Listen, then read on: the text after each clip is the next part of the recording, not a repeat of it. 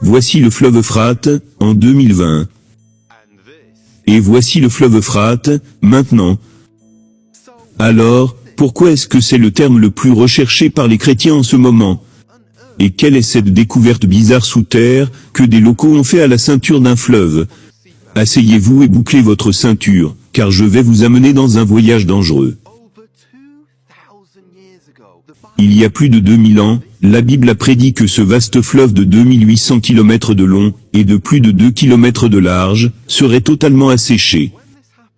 Et quand cela se produira, quelque chose d'épouvantable, quelque chose de terrible va se produire.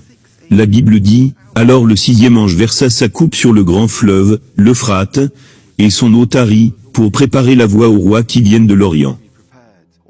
Dans d'autres traductions, il est dit, pour que les chemins des rois du soleil levant soient préparés. Vous avez compris? La Bible dit, lorsque cette barrière naturelle, qui est l'Euphrate sera asséchée, une armée, des rois du soleil levant, se mettra en marche. Maintenant, je ne vais pas vous dire de quel pays il s'agit, juste au cas où je me tromperais. Mais laissez-moi vous donner un indice. Quel pays de l'Est, et quel pays alors que je lis ce verset biblique, voici l'indice, quel pays a la puissance humaine, pour lever une armée de cette taille? La Bible dit que le nombre des soldats de cette armée, était de 200 millions.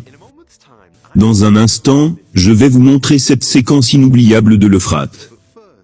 Mais d'abord vous devez savoir, ce qui est si spécial à propos de ce fleuve. L'Euphrate était en fait la frontière du jardin d'Éden. L'Euphrate est également la frontière qui a été donnée à Abraham, lorsque le Seigneur lui a attribué une portion de terre. Et l'Euphrate est la région où Nimrod a fondé la religion de Babylone. Et où la tour de Babel a été construite, comme un affront, au Dieu très haut. Ou donc, que le fleuve Euphrate est situé dans une région, où se sont déroulés de nombreux événements clés de la Bible. Et la Bible dit que lorsque ces eaux auront tari, une armée de 200 millions de soldats commencera à marcher depuis l'Est. Maintenant, pensez-y un instant. Jean l'apôtre qui a écrit ces mots, quand il écrivait sur cette prophétie qui allait se produire, il n'y avait même pas 200 millions de personnes, sur toute la surface de la terre. Et pourtant, les athées me diront aujourd'hui que la Bible n'est pertinente, que pour les gens du passé, il y a des milliers d'années, et qu'elle n'a plus d'importance pour nous. Pouvez-vous m'expliquer cela, monsieur l'athée?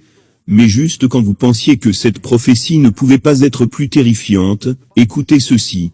La Bible dit, libérez les 4 anges, qui sont liés au grand fleuve Euphrate.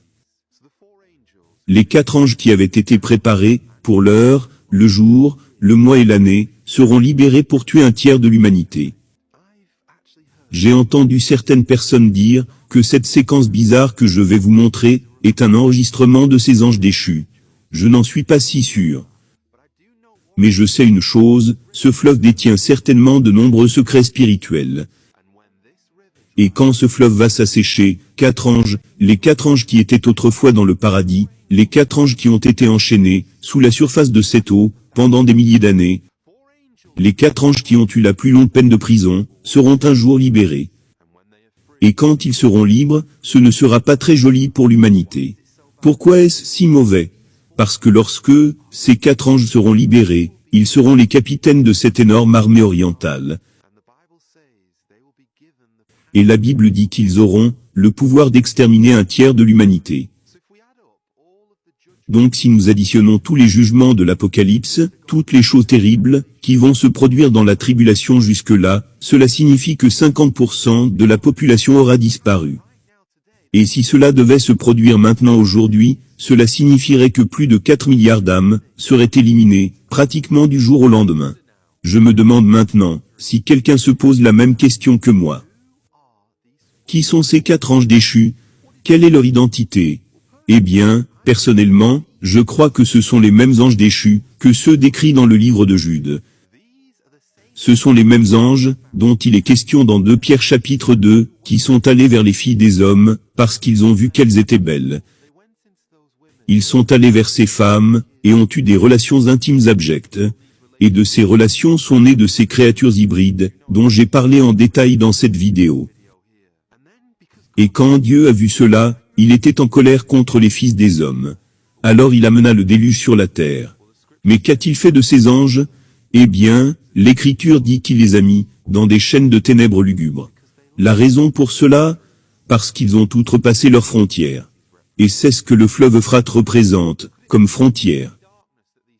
Les ténèbres lugubres dans lesquelles ces anges déchus sont enfermés, pourraient-elles se trouver sous les eaux sombres de l'Euphrate? Lorsque cette eau sera asséchée, ils seront libres. Et ils ont eu beaucoup de temps pour réfléchir. Ils ont eu beaucoup de temps pour s'améliorer. Et quand ils seront libérés, l'humanité verra la colère de ces anges. Avant que je vous montre cette séquence un peu particulière, je dois vous emmener dans une petite diversion. Premièrement, je dois vous montrer un autre fleuve spirituel, qui a une grande importance dans la Bible. De quel fleuve je vais parler? Le fleuve du Jourdain. Si vous aviez la lèpre, vous devenez une sorte d'exilé. Vous êtes banni de la société. Et chaque fois que vous approchez des gens, vous devez crier à tue-tête, impur, impur, pour que les gens le sachent, et gardent leur distance de vous. Croyez-le ou non, j'ai beaucoup d'empathie pour Naaman. Et il y a des moments dans ma vie, où j'ai envie de crier, impur, impur. Ne t'approche pas de moi. Par exemple, quand je suis à l'église, j'ai l'impression de porter ce manteau invisible de péché. Et quand les anciens viennent me proposer la Sainte Seine, j'ai parfois envie de dire, éloigne-toi de moi, je ne suis pas digne de la prendre. Parfois, quand je fais ces vidéos, j'ai l'impression d'être la dernière personne sur Terre, qui devrait filmer des vidéos chrétiennes, et dire aux gens d'obéir à la parole de Dieu. Et j'ai envie de vous crier à tous, impur, impur. Et bien sûr, parfois, peut-être avez-vous connu cela aussi, lorsque nous nous inclinons en présence de notre Dieu 3 fois saint. Et quand nous nous présentons devant lui, nous voulons dire, Dieu, reste en arrière, parce que je suis impur. Mais Dieu soit loué, nous servons un Dieu qui ne se tient pas à 2 mètres de nous. Il ne se tient pas éloigné de nous. Plus nous disons que nous sommes impurs, plus il se rapproche, et nous entoure de ses bras de pardon. Donc ici nous avons ce général d'armée, Naaman, qui avait tout pour lui. Mais il y avait une chose qui gâchait sa vie. Et je me demande, si je vous demande, quelle est la seule chose qui ruine votre vie? Quelle est votre propre sorte de lèpre? Que diriez-vous? Et on apprendre une leçon, de Naaman. Naaman a pris des mesures, pour résoudre son problème. Et il a cherché de l'aide venant d'un autre, le prophète Élisée. J'aime imager, quand je lis la Bible. Et j'imagine ce grand général d'armée, avec une bande de soldats, il s'est humilié, et encore une fois, regardez-le, voyez-le, alors qu'il se tient au bord du Jourdain. Je peux l'imaginer en train de se pincer le nez, en regardant cette eau répugnante, en voyant sa salinité. Puis il y plonge ses orteils, et commence à se laver. 1 fois, 2 fois, 3, 4, 5, 6. Et puis, la 7e fois, quand il a immergé son corps, il a été guéri. En fait, la Bible dit qu'il n'a pas seulement été guéri, mais que sa peau était comme celle d'un enfant, sa peau était repartie à celle de l'enfance. Chacun d'entre nous a sa propre lèpre. Cela s'appelle le péché. Et le péché est la chose qui nous ruine. Le péché est la chose qui nous entraînera en enfer, et qui causera notre mort. Il ruine nos vies, il ruine nos relations, il ruine le monde dans lequel nous vivons. Et le péché doit être traité. Vous avez été si patient, voici les images bizarres, que je vous avais promises.